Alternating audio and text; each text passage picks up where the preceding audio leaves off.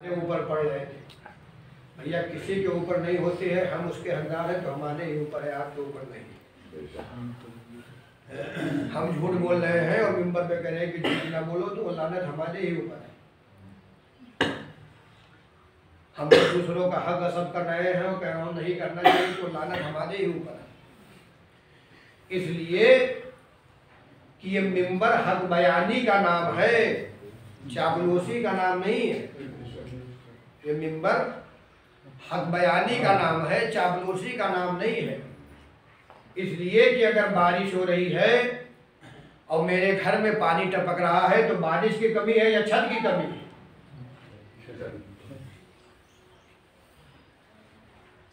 किसी के घर में पानी नहीं टपक रहा है, बाहर गिर रहा है पनाले से, और मेरे घर में पानी आ रहा है, तो इसमें मुझे अल्लाह से शिकायत करनी चाहिए या अपने आप के छत को बनाना चाहिए? हर अक्लमंद इंसान यही कहेगा कि अपने छत को आप मजबूत कर लीजिए, आपका भी पानी घर में नहीं जाएगा। बस है मेरे दोस्तों, ये कहने से पहले कि हमें सुनाया जा रहा है, हमें बताया जा रहा है, हमें कहा जा रहा है, फर्श अज़ाब पे आने से पहले हम आप सुधार कर लें, हमारे लिए होगा ही नहीं। सलावत पढ़िए। इसलिए कि एक आदमी नहीं जानता है, उसका मसला अलग है, और जो जानता है उस पर अमल नहीं करता है तो उसका मसला अलग है। एक आदमी किसी मसले से जाहिल है, उसको नहीं जानता है, वो गुनाह करेगा तो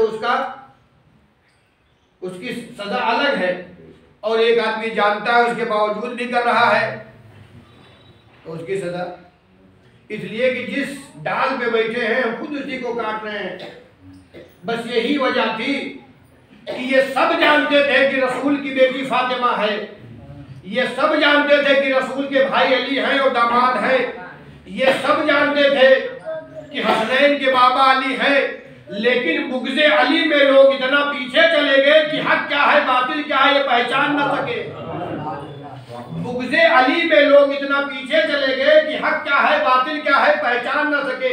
आज जो लोग गुमराही के कगार पे हैं, यानी तकरीबन 300 से ज्यादा कुरान मजीद में आयत जनाबे अबू तालिब के ऊपर है, लोग उन्हें काफिर कहने में तुले हैं, और जिसके बारे में तब्बत यदा आई है उन्हें मुसलमान बनाने में लगे। सलावत पढ़िए। 300 से जायद आयतें जनाबे अबू तालिब के शान में आई तो लोग उन्हें काफिर बनाने पे लगे हुए, और जिसके तब्बत यदा अबी लहब अबू लहब हम्मालतल हतब, ये तमाम चीजें हैं, लेकिन उनको लोग मुसलमान बनाने पे लगे हुए। इसलिए कि मेरे दोस्तों वजह क्या है? वजह ये है कि उसी दरख्त पे पत्थर मारा जाता है जो फलदार होता है, उसी दरख्त पे पत्थर मारा जाता है जो फलदार होता है, और लोग देखते भी उसे यार कितना फल लगा हुआ है। कभी बबुल के दरख्त पे किसी को आपने देखा है कि वो पत्थर मार रहा हो? लेकिन उसी के बगल में आम का लगा हुआ है, तो हर आदमी उस पर निगाह भी है इतना, और अगर मन चला तो 2 पत्थर नहीं मार दिया कि गिर जाए। ए भैया बबुल पे क्यों नहीं मारते हो? कहा जिसमें फायदा ना हो उसमें मारने की जरूरत ही क्या है? जिसमें फायदा ना हो उसमें मारने की जरूरत क्या है? यानी पता ये चला जो फलदार दरख्त होते हैं लोग पत्थर उन्हीं में मारा करते हैं। तो ये जितने जनाबे अबू तालिब को काफिर कहने वाले हैं, ये जानते हैं अबू तालिब उस मरकज का नाम है कि एक के फल का नाम मोहम्मद है, दूसरे के फल का नाम अली है, तीसरे के फल का नाम हसन हुसैन है। यानी तमाम चीजें यही पाई जा रही है, हमारे सामने कुछ है ही नहीं। तो ऐसा करो कि इनको उड़ा दो कि ये काफिर है, काफिर है, काफिर है। अल्लाह ने कहा तुम्हारे उड़ाने से नहीं होगा, जिसे मैं मोमिन बना दूंगा उसे कोई काफिर बना ही नहीं सकता।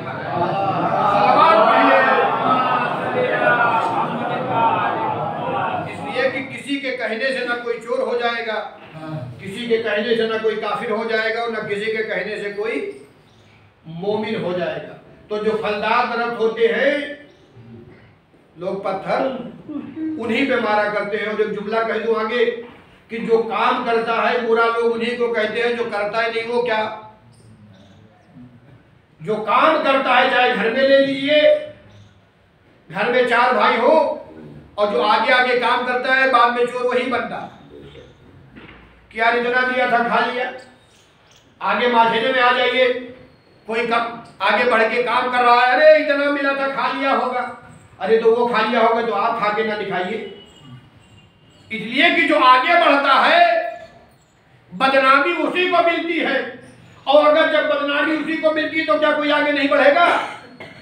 उसी पे एक शेर आ गया कि फलदार के नसीब में है पत्थरों की चोट, फलदार के नसीब में है पत्थरों की चोट, ये हौसला नहीं है तो फिर बेसमर रहो। सलवात पढ़िए। इसलिए कि जब फलदार हो तो पत्थर पड़ेंगे, और जब फल ही नहीं हो तो लोग वहां देखना भी गवारा नहीं करेंगे। तो लिहाजा मेरे दोस्तों, ये अय्याम फातिमिया जो हम आप मना रहे हैं, इसे मनाने से पहले मैंने कल भी कहा था कि लोगों पे लानत करने से पहले पहले हमें सुधार करना पड़ेगा। और जब हमें सुधार करना पड़ेगा तो हम गासिबान सैयदा पे लानत जो पढ़ रहे हैं, क्यों पढ़ रहे हैं? कि उन्होंने गसब किया। जालिमान सैयदा पे हम लानत पढ़ रहे हैं, क्यों? उन्होंने जुल्म किया। तो जब जुल्म किया तो उस पर हमें देखना चाहिए कि हम उस पर हैं कि नहीं। अय्याम फातिमिया चूँकि हमारे यहाँ 2 चीज़ें हैं, एक है शरीयत और एक है औरतें। एक है शरीयत और एक है औरतें। शरीयत को तो छोड़ा जा सकता है, लेकिन जो औरत कह देगी वो नहीं छोड़ा जाएगा। शरीयत को तो छोड़ा जा सकता है, लेकिन जो औरत कह दे कि नहीं आज सनीचर को मजलिस नहीं होगी, नहीं तो फिर लोग मर जाएंगे, और इतवार को करेंगे तो लोग जिंदा रहेंगे। हर दिन अल्लाह ने बनाया है, हर दिन अल्लाह ने बनाया है, उसी दिन को बुरा कहने का। हाँ, एक अलग बात है, कुछ दिन कोई हादसा हो जाता है तो आदमी मान करने लगता है कि ये हो गया था, लेकिन ये नहीं कि मंगल को फातिहा नहीं होगा, इस दिन 40वां नहीं होगा और इस दिन नहीं होगा। और एक अलमिया तो बहुत निकल आया है कि औरतें सिर्फ जनाब सैयदा का ताबूत औरतें ही निकालेंगी, मर्द नहीं निकाल सकते।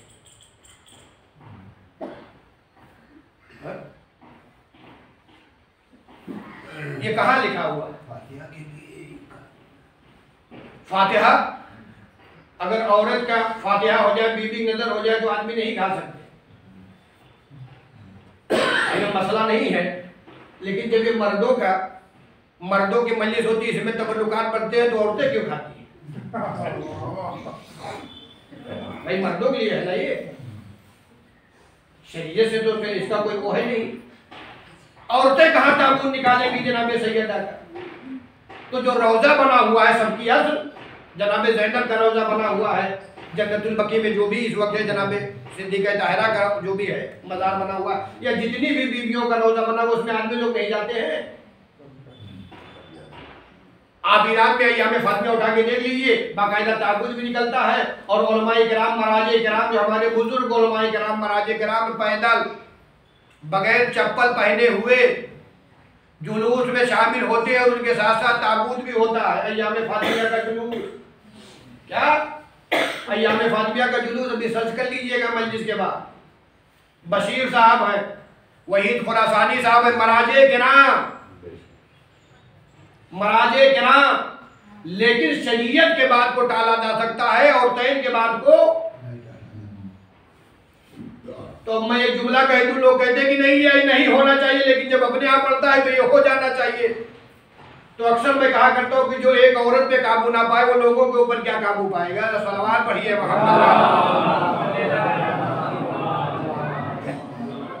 अभी मैंने अपने सास का 40वां सनीचर को किया, दुनिया खून। अरे मौलाना साहब ये क्या कर रहे हैं, मौलाना साहब ये क्या कर रहे हैं? मैंने कहा मेरा प्रोग्राम है, मैं नहीं कर सकता हूँ, आप करोगे नहीं, मुझे करने भी नहीं दोगे। कई सनीचर को 40वां होता है, मैंने कहा इसलिए कर रहा हूँ कि होता, इसीलिए कर रहा हूं कि होता है। हमारे यहाँ बलरामपुर साइड में तीसरे दिन फातिहा है, चाहे जुमेरात पढ़े, चाहे जुमा पढ़े, चाहे इतवार पढ़े, चाहे मंगल पढ़े। दुनिया की अलग अलग घर में औरतें हैं, मैं दूसरे की बात क्या करूं, मेरे घर की बात। फातेह में एक बीबी ने, एक भाई की औरत ने कह दिया कि वो तो फातेह में रोटी नहीं बनती, खाली चावल और सालन। कुछ बावर्ची भी काट रहा था प्याज, हाँ भैया वो हमारे यहाँ नहीं बनता। भाई चलो क्या है, हर वो चीज जायज है, नजर करना जायज है। मछली पे नजर, मुर्दों को नहीं खिलाया जा सकता, क्योंकि आज मसला मसाइल ही थोड़ी देर होगी। क्योंकि अभी एक बहस आ गई है कि औरतों का ताबूत आदमी लोग नहीं निकाल सकते, औरतों का ताबूत आदमी लोग नहीं निकाल सकते। जो मेरी माए बहनें सुन रही है उनको मसला भी बताया देता। ये बड़े बड़े नाखून और उस पे नील पालिश, चाहे छोटा नाखून हो चाहे बड़ा नाखून हो, और उस पे जब नील पालिश लग जाता है तो ना वजू सही होगा ना गुस्ल सही होगा, ना वजू सही होगा और ना गुस्ल सही होगा। तो या तो जब तक लगाए रहिए ना गुस्ल करिए ना वजू करिए, और या अगर लगाए हैं तो सही नहीं होगा, चाहे इतने पढ़ते रहिए। तो जो शरीयत का हुक्म है उसे हम मानने के लिए नहीं तैयार है, जो हमारी बनाई हुई शरीयत है उसे हम मानने के लिए तैयार, चाहे जो हो जाए। अगर औरत नथ नहीं पहने हैं तो निकाह नहीं होगा। 1.5 घंटा मौलाना खड़े रहे, उसका मैं गवाह। इजाजत लेने के लिए गए और इजाजत ले ही रहे थे कि किसी औरत ने कहा वो नथ नहीं पहने, और उनके यहाँ ये था कि नथ लड़कों के यहाँ से आना है, और लड़कों के यहाँ का ये था कि हम नहीं लेके आते हैं। कहा नहीं, लड़कों के हाथ नथ आएगा तभी निकाह होगा। मौलाना ये मौलाना हदीसे कैसा पढ़े बैठे हुए, वहां दरवाजे से खड़े हुए। अब जब नथ आए तो वो लोग अपने गांव पे गए हैं, वहां किसी का नथ पुराना नहीं मिला तो टाटा में आए हैं। वहां जब नथ खरीदे हैं तो फिर ला के दिए हैं, तो लड़की को पहनाए गए, तब निकाह ये कहाँ लिखा हुआ। लेकिन ये हो नहीं सकता, ये हो नहीं सकता। कपड़ा जो आए वैसे नहीं रह सकते, उसको छुला दो। अरे छुलाने में कौन सी बरकत आ जाएगी। यहाँ तक के जूता भी छुला दिया जाता है। मैं अक्सर कहा करता हूँ कि ये छुलाया नहीं जा रहा, ये दिखाया जा रहा है कि देख लो, जो आया है कपड़ा उसको छुला दो, जो आया है कपड़ा उसे छुला दो। लिहाजा मेरे दोस्तों, मेरे अजीजों, ये सब चीजें बहुत दूर है, बहुत दूर है। अगर हम वजू कर लिए हैं तो अगर किसी नामहरम पे नजर पड़ गई तो वजू नहीं टूटता। एक गुनाह अलग है, लेकिन वजू टूटने के चंद शराइत है। अगर वो आपसे शादी हुआ है तो वजू टूटेगा, वैसे वजू नहीं टूटेगा। और एक मसला फिर याद आ गया अभी, बस उसके बाद मैं आगे बात बढ़ा रहा हूँ ताकि मसले ही पे बात ना हो जाए। जिंदगी भर हम जवान रहे, अधेड़ रहे, बूढ़े हो गए, किसी से कोई पर्दा नहीं, लेकिन जब मरने के बाद वो मरहूम हो जाती है, मरहूमा हो जाती है, तब लोग खड़े होकर कहते जो महरम है वो आके देख ले, जो महरम है वो आके देख ले। अरे भैया, जब नहीं दिखाना था तब रोड पे घुमा रहे थे, जब नहीं दिखाना था तो फैशन में आगे थे। अब जब वो मरहूमा हो गई है जिसमें रहम की नजर पड़नी है, तो जो महरम है वो आके देख ले। ये मैं नहीं कह रहा हूँ। जब मेराज में रसूल अल्लाह गए थे और जाने के बाद रसूल अल्लाह ने मलकुल मौत से पूछा, ये बताओ इतनी रूह तुम निकालते हो, कभी तुम्हें कोई दिक्कत और परेशानी भी हुई? उसने कहा या रसूल अल्लाह, 2 जगह, एक जगह रूह निकालने में और एक जगह आपकी उम्मत वालों में। जब कोई ये कहता है तो मुझे बहुत हंसी आती है। कहा वो रूह निकालने में कैसे? कहा जब शद्दाद की मां को कश्ती में जा रही थी और एकाएक कश्ती डूबी, गर्क हुई, और जितने लोग कश्ती में थे सब गर्क हो गए, और उसी कश्ती में से एक पल्ला निकला, पटरा निकला, उसी के सहारे शद्दाद की मां समंदर के किनारे हो गई। और जब समंदर के किनारे हो गए तो जैसे बाहर पहुंची वैसे शद्दाद इस दुनिया में आया, और जैसे इस दुनिया में आया वैसे ही अल्लाह ने हुक्म दिया कि इसके माँ की रूह को कब्ज कर लो। मलकुल मौत जनाबे रसालत माफ से मेराज पे कह रहे। रसालत माफ ने पूछा कि तुम्हें कभी कोई तकलीफ भी उतना रोज निकालते हो? कहा या रसूलल्लाह एक मकाम। कहा वो मकाम कौन सा है? कहा वो मकाम ये है कि जब एक औरत, सब लोग गर्क हो गए और वो किनारे आई और उसने एक बच्चे को वो छूट दिया और फौरन अल्लाह ने हुक्म दिया कि उसके बाद जब रूह को कब्ज कर लो, तो मुझे बड़ी दिक्कत हो रही थी, लेकिन अल्लाह का हुक्म था और रूह को मैंने कब्ज किया, तो फौरन अल्लाह ने वही की जनाब रसालत के ऊपर किया। मेरे हबीब बता दो कि वो बच्चा कौन था, बता दो कि वो बच्चा कौन था। उसको मैंने जिसे परवान चढ़ाया था तो बताया गया कोई और नहीं था, शद्दाद था, कोई और नहीं था। यानी जिसको इस मुश्किलात से अल्लाह ने परवान चढ़ाया, तो बाद में जब परवान चढ़ा तो कहा मैं खुदा हूँ। सलावत पढ़िए। और मेरे हबीब बता दो कि कोई और बच्चा नहीं था, वो शद्दाद था। और दूसरी जगह पे मलकुल मौत कहते या रसूलल्लाह मुझे हंसी आती है आपके उम्मत वालों पर। कहा कब हंसी आती है? कहा जब उस मरहूमा को गुस्ल देने के बाद ताबूत में लेटाते हैं, चारपाई पे जब जाके, तो एक आवाज आती है कि जो महरम है वो आके देख लो, जो महरम है वो आके देख लो, और जो ना महरम हो, मरहूमा जिसके ऊपर अल्लाह रहम करे, कोई बदतर से बदतर इंसान होगा, कोई घटिया से घटिया नजर होगी जिसकी, जो किसी बुरे नजर से आदमी देखेगा, नहीं तो मरने वाले को कौन देखेगा। और जहाँ हर किसी की नजर एक मतलब पड़ी जाती है, वहाँ तो कोई पर्दा नहीं है। और सिद्दीक़े ताहिरा का हम जिक्र करने के लिए चले आते हैं, और जब सिद्दीक़े ताहिरा का जिक्र करने चले आते हैं, मैं अक्सर कहा करता हूँ मानते हैं, लेकिन जब तक उनकी नहीं मानेंगे, जब तक हम कामयाब नहीं होंगे। मदीने के औरतों में मसला छिड़ गया, अय्याम फातिहा है, मदीने के औरतों में मसला छिड़ा। मैंने कल कहा था कि इंसानों की हिदायत के लिए 13 मासूमीन और औरतों की हिदायत के लिए एक, यानी तमाम गुण तमाम कमालात अल्लाह ने सिद्दीक़े ताहिरा में रखा, जो 13 के मद्दे मुकाबिल रहा। और मैं नहीं कह रहा हूँ ग्यारह इमाम हसन अस्करी कि हम मासूमीन पूरे कायनात के लिए हुज्जत हैं, और हमारे लिए हुज्जत मेरी जद्दे माजिदा फातिमा ज़हरा है। तो जो कायनात का हुज्जत है उसे मासूमीन कहते हैं, जो मासूमीन के लिए हुज्जत है उसे फातिमा कहते हैं।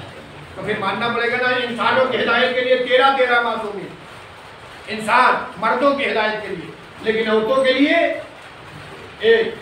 इसलिए कि मैंने कल वादे किया था कि अगर कोई फातिमा अल्लाह और बना देता तो दूसरा अली बनाना पड़ता, अगर कोई फातिमा अल्लाह और बनाता तो दूसरा अली बनाना पड़ता। इसलिए कि तमाम अब औरतों के दरमियान एक मसला छिड़ गया कि सबसे बेहतरीन चीज औरत के लिए क्या है। तो किसी ने कहा 2 तोले का हार हो तो और बेहतर है, किसी ने कहा बेहतरीन मुमकिन हो, किसी ने अपने एतबार से कहा, किसी ने अपने एतबार से कहा। उसी में किसी औरत ने कहा कि जब मेरे दरमियान बिनते रसूल मौजूद है मदीने में, तो क्यों ना उनसे मसला पूछ लिया जाए। कि हम लोग बहस करने से क्या फायदा जिसका कोई हल ही ना निकले। हर आदमी अपने अपने एतबार से बता रहा है, हर आदमी अपने अपने एतबार से बता रहा है। ये औरतें उठी, हाँ ये तो बात तो सही है, जब मेरे दरमियान एक आलिम मौजूद है तो हमें बहस करने की क्या जरूरत है, लेकिन हमें आलिम के पास नहीं आना है, जो कुछ है हम ही उसमें लगे रहेंगे। तो उस औरतों में ये बात हुई कि जब मेरे पास बिनते रसूल मौजूद है तो इसमें दिक्कत करने की क्या जरूरत है। इसलिए कि मासूमीन का जो फेल होता है, अमल होता है, कौल होता है, वो सुन्नत है और उसे कोई काट नहीं सकता। ये औरतें उठी और उठने के बाद जनाब सिद्दीक़े ताहिरा के पास पहुंची, और पहुंचने के बाद सलाम कलाम, उसके बाद कहा या बिनते रसूलुल्लाह का क्या बात है। कहा औरतों में मसला चल रहा था कि सबसे बेहतरीन चीज औरत के लिए क्या है। तो सिद्दीक़े ताहिरा ने सोना नहीं कहा, इसलिए कि सोना एक वक्त में हया है, जेवर है बेहतरीन, लेकिन एक वक्त में नहीं है। अगर 5 तोला सोना 18 साल की लड़की को पहना दिया जाए तो नूर अला नूर है, और 10 तोला सोना 80 साल के बुढ़ी को पहना दिया जाए तो जेबा देगा? तो एक वक्त में जीनत है, दूसरे वक्त में जीनत।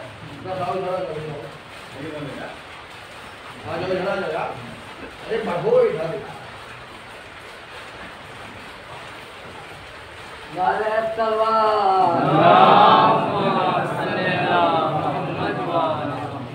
एक वक्त में वो जेवर जीनत है, लेकिन दूसरे वक्त में अगर वो 5 तोला सोना 18 साल 20 साल की लड़की को पहना दिया जाए तो नूरुल अला नूर, लेकिन वही 10 तोला सोना 70 और 80 साल के ज़ईफा को पहना दिया जाए तो लोग उसे कबूल करेंगे? वो बता ये उमर और ये तो जब सिद्दीक़ ताहिरा के पास औरतें पहुंची तो रसूल की बेटी ने नहीं कहा कि जेवर, कपड़ा, हार, कुछ नहीं कहा क्या मसला है? क्या बिन्ते रसूलुल्लाह ये पूछने आए कि सबसे बेहतरीन चीज औरत के लिए क्या है? तो कहा हया।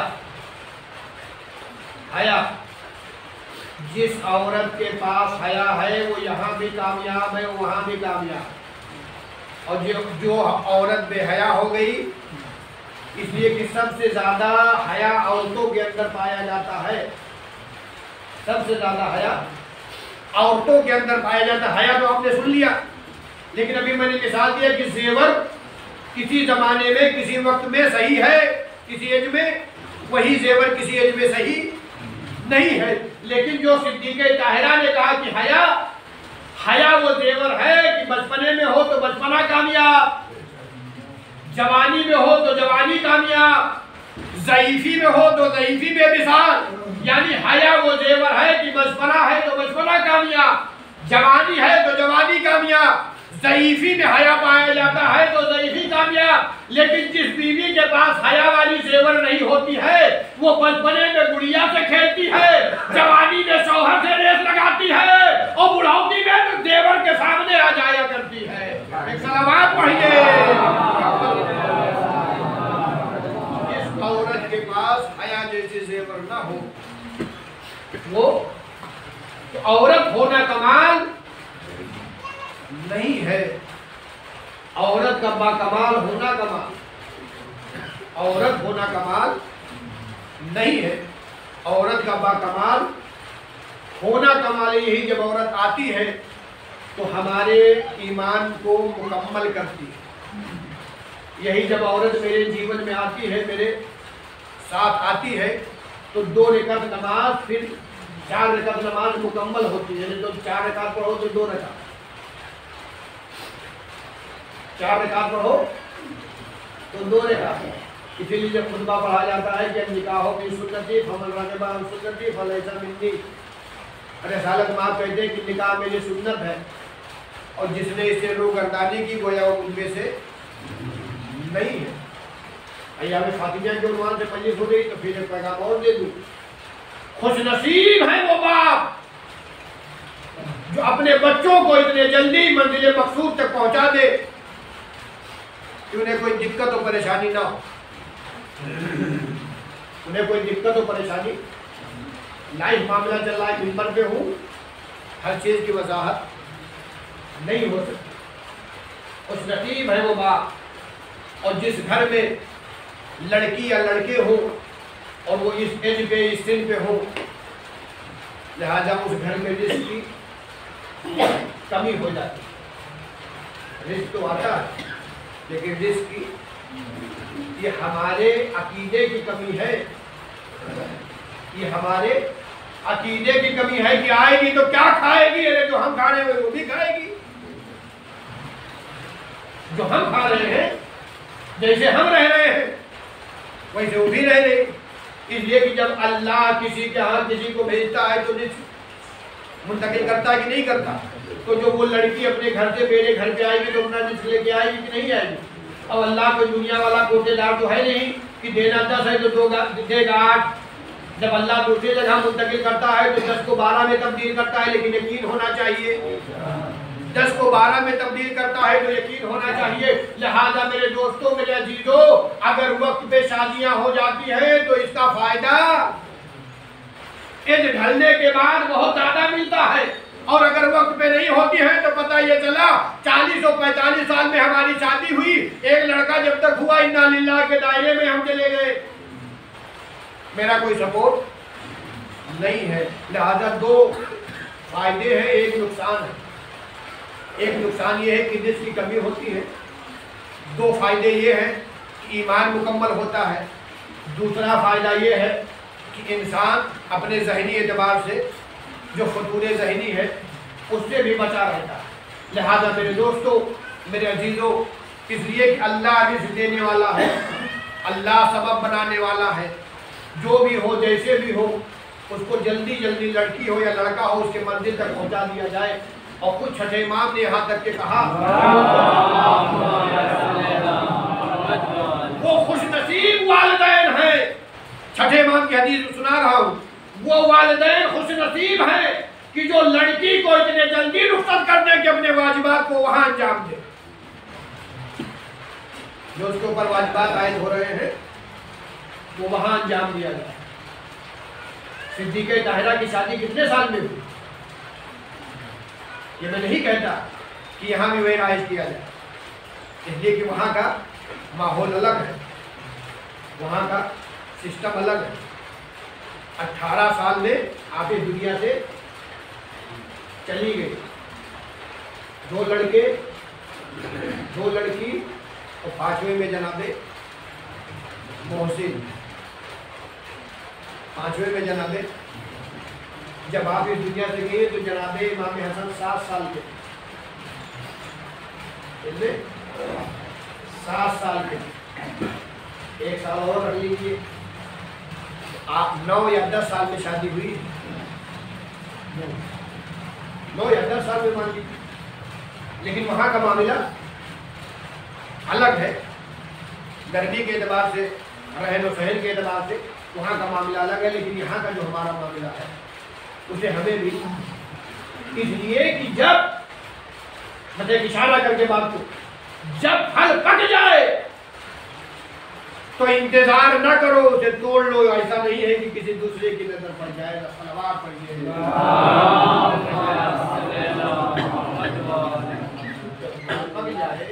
आप उसको नजर डालो। लिहाजा मेरे दोस्तों, मेरे चीज़ों, इन तब चीज़ों का भी पैगाम पहुँचाना बहुत जरूरी है। जब बात आ गई है, अभी कितने नौजवान लड़के गाँव में मुआवजा करा था शादी के ऊपर, इसलिए कि शादी के ऊपर आज लड़कों का कहने का मतलब ये है कि वालिदैन उनके ऊपर, अब जब वो पैर से खड़े हो जाएंगे और नौकरी मिल जाएगी और 5 लाख रुपया कमाने लगेंगे, तब वो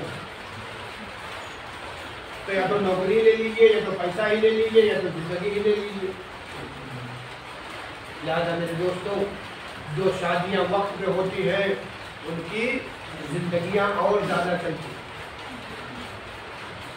जो शादी वक्त पे होती है उनकी जिंदगी और ज़्यादा चलती है। बहरहाल कहने का मकसद ये है कि अय्याम फातिमिया यानी जनाब सिद्दीक़े ताहिरा का जो ताबूत, ये कोई माने नहीं है कि आदमी लोग नहीं निकाल सकते, और बीबी की नज़र है तो आदमी लोग नहीं खा सकते, क्योंकि हमारे यहाँ ये औरतों का मसला है कि बीबी की नज़र है, औरतें ही खाएंगी। तो अब सवाल ये है कि जो नज़र का सामान आता है वो किस औरत के हाथ से आता है? तो जो बीबी नज़र का सामान आता है दुकान से, वो कौन सी औरत देती? कोई औरत ही तो देना चाहिए। इसलिए कि इन चीज़ों को दूर करना चाहिए, इन चीज़ों से हमें ऊपर बढ़ना चाहिए, इसलिए कि दिक्कत बहुत बढ़ती जा रही है और हम उसी रस्म व रिवाज पे भी टिके हुए हैं, फंसे हुए हैं। जहाँ तक के नौबत आ गई है कि फातिहे में बताया था, फिर बता दूं, फातिहे में मछली नहीं होगी, मरहूमीन को खाने में मछली नहीं होगी। अरे होना तो ये चाहिए कि जो जिंदगी में वो चीज पसंद करते थे वही उनको खाने में भी दिया जाए, है कि नहीं है? जो चीज वो ज्यादा पसंद करते थे जिंदगी में, वही मरने के बाद अगर खाना किसी को खिलाया जाए या दिया जाए तो वही देना चाहिए। अब्बा हमारे मछली ज्यादा पसंद करते थे, हम गोश्त दे रहे हैं, तो बताओ वहां जायका मिलेगा? अब्बा हमारे गोश्त ज्यादा खाते थे, उनको आलू दिया जाए। और एक बात ये भी बता दूं, अभी मसले ही गुफ्तगू, ये कहाँ आ गया है कि नजर का खाना दूसरा ही खाए? ये कहाँ है जो मरहूमीन को नजर किया गया अल्लाह के दूसरे को दिया? अरे अगर हम खा लेंगे तो क्या होगा भाई? हम खा लेंगे तो क्या होगा? इसलिए कि पहले अपने घर में चिराग जलाइए, अपने घर में लड़के भूखे मर रहे हैं, दूसरे को जाके खाना दे रहे हैं। नजर खाना खाने में साहिब नजर को कोई दिक्कत और परेशानी? फला आदमी को लेके दे आओ, ना रोजे का, ना नमाज का, ना तहारत का, ना नजाकत का, और उसको खाना लेके उससे दे आइए, इसलिए कि हम खा लेंगे तो मर जाए। एक औरत थी जो हर जुमेरात को, जुमेरात है ना, हर जुमेरात को शौहर की नज़र करवाती थी, फातिहा दिलवाती थी। 7-8 साल का बच्चा होता था, उसे खाना देती, बेटा जाके फला आदमी क्या दे,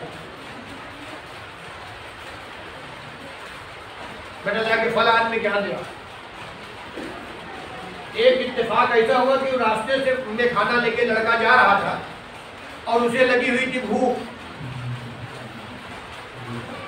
और वही खा लिया और प्लेट साफ करके लाके घर पे रख दिया। अब शौहर ख्वाब में बीवी के आए कि जो आज आपने खाना नजर करवाया था वो मुझ तक पहुंचा।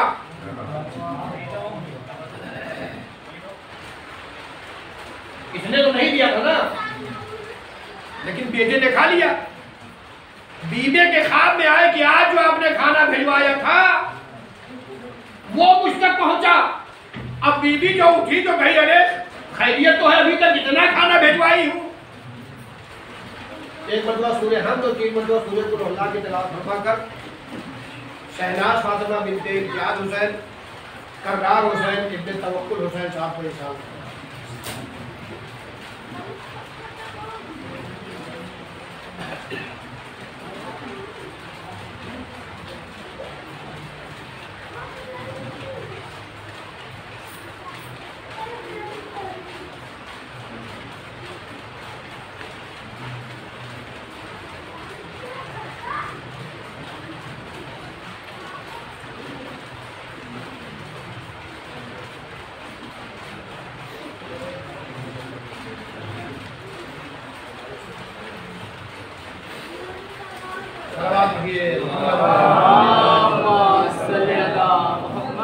बीबी मोमिना थी, हर जुमेरात को शौहर के नाम खाना।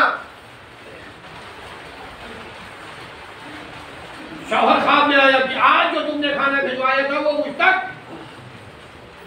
अब बीबी बेदार हुई, सुबह लड़के को बुलाई, बेटा जो खाना दिए थे वो क्या पहुंचाए थे ना। अब लड़का दहशत के मारे कुछ नहीं बोल रहा है, लेकिन धीरे धीरे उसने कहा, नहीं अम्मा मुझे भूख लगी हुई थी और मैं खाना लेके जा रहा था, मैंने रास्ते में खा लिया। क्या हुआ? बाप ख्वाब में आए कि आज मुझे, यानी ये किसने कहा है कि अगर फातिहा का खाना हो तो घर का आदमी नहीं खा सकता? यानी अभी तक बीबी पहुंचा रही थी दूसरे जहां, तो उसे सवाब नहीं मिल रहा था, मिल रहा था लेकिन वो सुकून नहीं मिल रहा था। ये मैं नहीं कहूंगा कि सवाब नहीं मिल रहा था, मिल रहा था लेकिन वो सुकून नहीं मिल रहा था। लेकिन जब अपनी नस्ल खाने लगी तो मरने वाले को भी सुकून मिल गया। कहने का मकसद ये है कि मरने वाला मर के चला जाता है लेकिन नस्लों को याद करता रहता है। एक सलावत पढ़िए। लिहाजा मेरे दोस्तों, मेरे अजीजों, अगर कोई महल्ले और पड़ोस में भूखा है, कोई ऐसा है जिसको वहां देना है तो वहां दिया जाए। नहीं तो कोई जरूरी नहीं है कि आप फातिहा का खाना दूसरे ही खाएंगे, लिफाफे का अब्बा और अम्मा का खाना लड़का नहीं खाएंगे, दूसरे बेहतर कौन है? अजीज और काजिब नहीं खाएंगे तो उससे बेहतर कौन है? क्या उसको दे दिया जाए तो नमाज रोजे का नहीं है, तहारत तो नजासत मतलब जो ख्याल नहीं करता है। ये चीजें हमारे यहाँ पाई जाती है, खाना लेके फला को दे आओ, ये फला मियाँ को दे आओ, ये फला उनको दे आओ। ये अकीदे की कमी है। यदि अकीदे की कमी है तो मुझे इसको वही खाना बेहतर है मरहूमीन को नजर करने के लिए, फातिहा दिलवाने के लिए जो जिंदगी में पसंद है। फिर कह रहा हूं, मैं खुद गवाह हूं उसका। 40वें के मजलिस के बाद जब मैं फातिहा करने गया, 1 रुपये वाला चूना, बीड़ी, माचिस, चुका मासूमीन का 14 मासूमीन पाल वाला जो नजर था वो किया। और करने के बाद जब इधर हुआ मैं साइड में, तो मैंने कहा ये किसका है? तो कहा मरहूम का। और ऐसे नजर करते करते जब मेरी नजर उसमें पड़ी, बीड़ी भी है, माचिस भी है, 1 रुपये चूना भी है। यानी मैं गवाह हूँ उसका, मैं खुद कर रहा था। इलाके का नाम नहीं बताऊंगा। क्यों? मैंने नजर करने के बाद यही पूछा कि ये क्यों? कब मौलाना साहब पीते थे तो बर्दस्ता मैंने यही कहा कि खुदा का शुक्र है खाली यही पीते थे। कितनी हम गुमराही में चले गए, मतलब कितनी गुमराही में चले गए, कहां पहुंच गए? बीड़ी फातिहे में, चूना फातिहे में, लेकिन अगर मछली है तो नहीं करवा सकते। अगर ये चीज है अरहर के दाल में नजर नहीं करवा सकते। कहाँ लिखा हुआ है? हर वो चीज जायज है जिसका खाना पीना जायज है, उसका फातिहा और नजर करना भी जायज है। एक सलावत पढ़िए। हर वो चीज जायज है जिसका खाना पीना जायज है, उसके लिए भी आप नजर भी करवा सकते हैं और फातिहा भी करवा सकते हैं। मेरे दोस्तों, मेरे अजीजों, वक्त इसी पे खत्म हो गया। लिहाजा इन चीजों से हमें निकलना पड़ेगा, इन चीजों से हमें आगे जाना पड़ेगा। और एक चीज, वालिदैन के नमाज और रोजे कज़ा है, उन्हें हमें कोई परवाह नहीं, लेकिन चूना और तंबाकू को बीड़ी पहुंचाना नहीं। अगर हम लायक औलाद है तो जो उनकी कज़ा नमाज है उसको पूरा करवाएं या खुद पूरा करें। जो उनके रोजे नहीं हैं उसको हम पूरा करवाएं, उनके नाम से इसाले सवाब करवाएं। मैं नहीं कहता कि हम मजलिस ना करवाइए, लेकिन मजलिस में इसाले सवाब हुआ, फातिहा हुआ, कल तक तो इसका सवाब नहीं मिलेगा ना, कल भी मिले। जो सूरह फातिहा भी पढ़ा गया है मरहूम के नाम, तो कल भी मिलेगा। लेकिन अगर यही मरहूम मरहूमा के नाम अगर कोई इसाले सवाब कर दिया जाए, पंखा लगा दिया जाए मिसाल, तो जब तक ये चीजें बाकी रहेंगी उसे सवाब मिलता रहेगा कि नहीं मिलता रहेगा? लोग दिखावे की नजर में। और अब तो सबसे बड़ा मसला ये हो गया है कि अगर पंखा लगाया जाता है तो बगैर नाम के पंखे को सवाब पहुंचेगा ही नहीं। अब मैं आपसे ये पूछ लूं, ये जो पंखा लगाया जाता है, मस्जिद बनाई जाती है, या खाना पहुंचाया जाता है, ये वहां जाता है कि सवाब जाता है? सवाब खाली जाता है, ये चीजें यही रह जाती हैं। अब मैं आखिरी बात कह के आपके ज़हन को तमाम करना चाहता हूँ। जो चीजें हम यहाँ करते हैं उसका सवाब वहाँ पहुँचता है, वो चीजें नहीं पहुँचती। आज कुर्बानी के लिए क्या राज हुआ है? जब मोटा मोटा बकरा कराओगे तो उस पे हम बैठ के जन्नत में जाएंगे। जानवरों पे बैठ के जन्नत में जाने वालों, हम जन्नत के मुहताज जानवरों के नहीं है, अहले बैत के हैं। सलावत पढ़िए।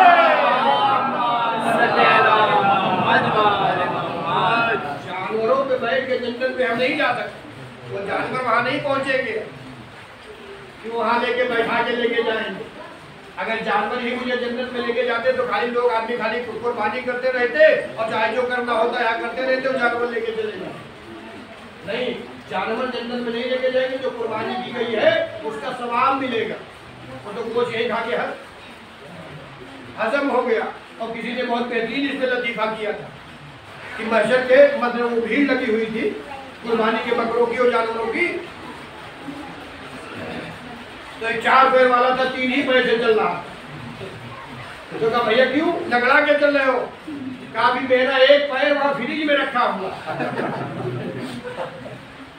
जब वो 15 दिन के बाद खा के खत्म होगा तब तो आएंगे, तब तो मुकम्मल होगा। लिहाजा मेरे दोस्तों, जो भी चीजें की जाती है इसका सवाब पहुंचता है, और जब सवाब पहुंचता है वो चीज नहीं पहुंचती जो हम मरहूमीन को खाना देते हैं उसका सवाब पहुंचता है, और वो खाना हमें खुद खाना चाहिए। हाँ अगर कोई है तो उसे देना, लेकिन ये नहीं कि जाके इनको दे आओ, इनको दे आओ, इनको दे आओ। लिहाजा मेरे दोस्तों, उस सिद्दीक़ ताहिरा का जिक्र करने के लिए जवाब दिया है, जो खुद इमाम हसन फरमाते हैं कि मैंने देखा कि मेरी माँ, आपने सुना कि मोमिन से कहते हैं कि जो अपने दुश्मन को भी परेशान हाल में ना देखे। मोमिन और सिफतों में एक सिफत मोमिन की है कि जो अपने दुश्मन को भी परेशान हाल ना देखे। इमाम हसन फरमाते हैं कि मैंने देखा कि मेरी माँ सर को सजदे में रख के पड़ोसियों के लिए दुआ कर रही है, दूसरों के लिए दुआ कर रही है। मैंने पूछा मादरी गिरामी, आप दूसरों के लिए दुआ कर रही है, अपने लिए कब? कहा बेटा पहले जार बाद में दाव, पहले पड़ोसी बाद में अपना। जनाब मूसा से अल्लाह ने कहा, ए मूसा उस जुबान से दुआ करो जिस जुबान से तुमने गुनाह न किया। मतलब हर इंसान जितना गुनहगार तो वही है, तो ये नहीं कह सकता कि मैं मासूम हूँ, गुनहगार हर इंसान है, कोई भी हो, आप कोई भी। उस जुबान से दुआ करो जिस जुबान से गुनाह न किया हो। क्या मतलब? आप अपने लिए दुआ करेंगे तो इस जुबान से तो आपकी गुनाह है, लेकिन इसी जुबान से जब हम दूसरे के लिए दुआ करेंगे तो उसके लिए तो गुनाह मैंने नहीं किया है, उसके लिए तो मैंने गुनाह नहीं किया है। यानी कहने का मकसद क्या है कि अगर दुआओं को कबूल करवाना चाहते हो तो दूसरों से शुरू करो, अपना खुद का खुद मामला हल होता रहेगा। और खाली अपने ही लिए मांगते रहोगे तो कुछ हल होने वाला नहीं है। लिहाजा मैंने कहा था कि इंसानियत का जनाजा करबला के मैदान से मदीने में निकाल दिया। आज भी हमारे यहाँ दस्तूर है, जब किसी की माँ का साया उठता है तो लोग ताज़ियत को पुष्टा देने के लिए आते हैं, जब किसी के बाप का साया उठता है तो लोग ताज़ियत को पुष्टा देने के लिए आते हैं, मर्दों में मर्द आते हैं और तो औरतें आती हैं। लेकिन सैयदा घर में बैठी इंतजार कर रही, सैयदा घर में बैठी इंतजार कर रही थी कि कोई मेरे बाबा के पुष्टा देने के लिए ताज़ियत पेश करने के लिए। एकाएक हसनैन को लिए बैठी हुई थी कि दरवाजे पे कुछ आहट महसूस हुई। अब बेटा जाके दरवाजा खोलो, लग रहा है कोई पुरसा देने के लिए, ताज़ियत पेश करने के लिए आया। अब जो इमाम हसन मुश्तबा दरवाजे पे आए तो क्या देखा कि लोग आग और लकड़ी लेके जमा, आग और लकड़ी लेके लोग जमा है। हसन मुश्तबा वापस गए। फातिमा ज़हरा ने पूछा बेटा क्या बात है? कहा माँ ये पुरसा देने के लिए नहीं आए हैं, घर जलाने के लिए। रसूल की बेटी दरवाजे के पीछे खड़ी होके, दरवाजे के बाहर लोग कह रहे हसन को निकाल दो वरना उसमें जिस घर में आग लगा दो। रसूल की बेटी के लिए जिस घर में रसूल के निवासी हो, क्या उस घर में तुम आग लगा दोगे? हाँ मैं आग लगा दूंगा। अल्लाह अल्लाह आपको किसी गम में न डुलाने सिवाय।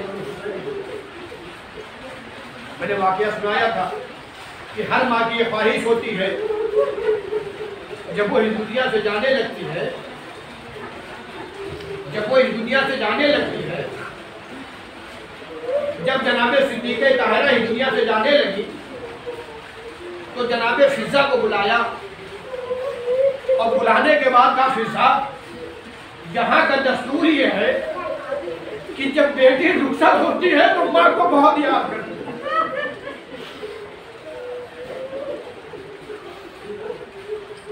जब बेटी रुखसत होती है तो उसे कोई याद आए या ना आए, लेकिन अम्मा जरूर याद आती। फिजा मैं तो न रहूंगी, लेकिन तुम मेरे जगह पे ज़ैनब को रुखसत कर दिया। अल्लाह, परसों मैंने जनाब खदीजा का वाकया सुनाया था। मैं तो ना रहूंगी लेकिन तुम रुखसत कर देना। वो वक्त आया कि ज़ैनब के रुखसत की बारी आई। फिजा आगे बढ़ी, माँ के किरदार को अदा किया, रुखसत। दूसरी वजह जो हमारे यहाँ रस्म है चौथी का, अरब का दस्तूर यह है कि जब बेटी रुखसत होके जाती है तो सबसे पहले अगर कोई जाती है बेटी के घर तो वो माँ जाती है।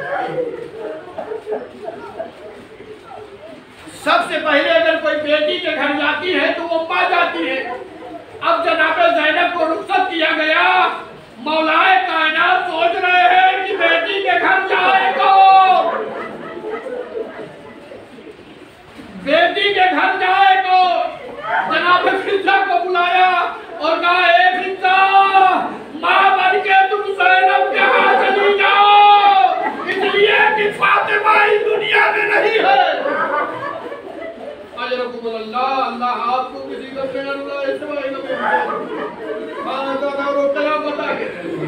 जब जनाबे फिजा जनाबे ज़ैनब के घर गई है तो क्या मंजर देखा? ज़ैनब रो रही है, ज़ैनब रो रही है। फिजा ने सीने से लगाया, ए ज़ैनब घबराओ नहीं, मैं तुम्हारी माँ हूँ।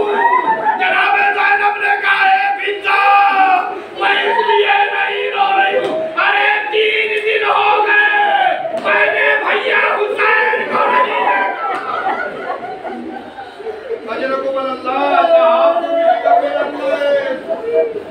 आज 2 तारीख है। ए मेरी बीवियों, अभी तक सैयदा पुरसा लेने के लिए आती थी, अम्मा का पुरसा लेने के लिए ज़ैनब आई होगी, उम्मे कुलसूम आई होगी, इमाम हसन और इमाम हुसैन आए होंगे। ए मेरी माँ के घर से रोने वालों, खुदा तुम्हें सलामत रखे। जनाब ज़ैनब इमाम हुसैन के बगैर एक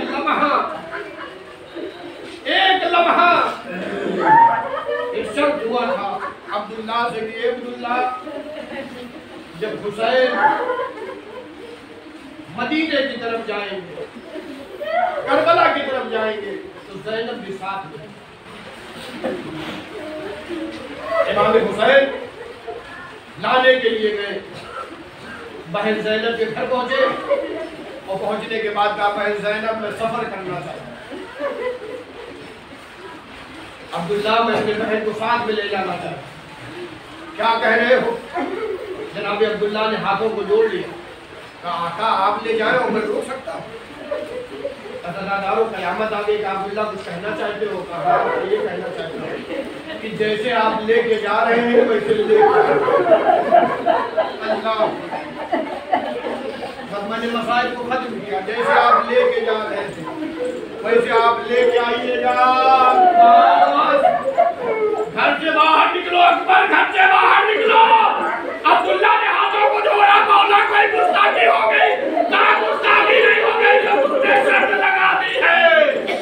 घर में आए, आने के बाद चौथे इमाम अली इब्न हुसैन को भेजा, कहा मेरे लाल की अम्मा को जाके लेके आओ। बाबा आप कहते क्या हुआ? बुआ ने जो शर्त लगा दी है उसको मैं पूरा नहीं कर सकता, काफिला मैं लेके जाऊंगा, लुटा हुआ काफिला तुम लेके आओगे। ए मौला, यही कहना था। आज जुमेरात है, जब ये काफिला मदीने से जाने लगा, बीच राह में इमाम हुसैन को रोका गया। जनाब ज़ैनब ने कहा, भैया हुसैन काफिले को रोको। काफिला रोका गया। कहा, बहन ज़ैनब क्या बात? कहा, भैया मेरे पर्दे का मुहाफिज अब्बास नजर नहीं आ रहा, मेरे पर्दे का मुहाफिज अब्बास नजर नहीं आ रहा है, मेरा भैया अब्बास कहाँ है? अरे ज़ैनब जिस पे नाज किया करती थी। काफिला रोका गया। गाजी अबुल फजील अब्बास आए, 2 जादू होके सर को झुकाए, ज़ैनब के सामने बैठने का शहजादी क्या हुक्म है? कहा, भैया बहुत देर हो गया था, मैंने तुम्हें नहीं देखा, क्या कर रहे हो? कभी काफिले के आगे जाता हूँ, ए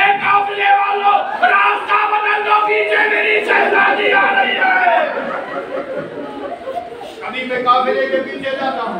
काफिले वालों आहिस्ता आहिस्ता चलना, आगे मेरी शहजादी जा रही है। अरे बच्चे पर्दे का है जवाब देख के जनाबे ज़ैनब ने कहा है भैया अरे जिसे जवाब में लेके जा रहे हो वही कहा। एक मतवा इमाम हुसैन ने अब्बास के सानू पे हाथ रख दिया। ए भैया वादा ना करना, इसलिए कि अभी बहन पर्दे में जा रही है। 11 मुहर्रम यही ज़ैनब होगी। मैं मगना वो ज्यादा जब तमाम बीवियों को सवार किया, दाएं देखा बाएं देखा, मदीना याद आ गया। ए मेरे गैरतदार भैया, अरे जब मैं मदीने से चली थी एक शाना आपने पकड़ा था, एक शाना भैया हुसैन ने पकड़ा था। हाय ज़ैनब की बेइज्जती, अजब नहीं लाशे अब्बास से आवाज आई हो। ए शहजादी, मौत ने मजबूर कर दिया, वरना किसने मजाल थी मेरे रहते हुए तुम्हारी चाह। इन्ना लिल्लाहि व इन्ना इलैहि राजिऊन। वसयालमुल लज़ीना ज़लमू अय्याहुल क़लबीना यक़रबून रब्बना तक़ब्बल मिन्ना इन्नका अंतस समीउल अलीम।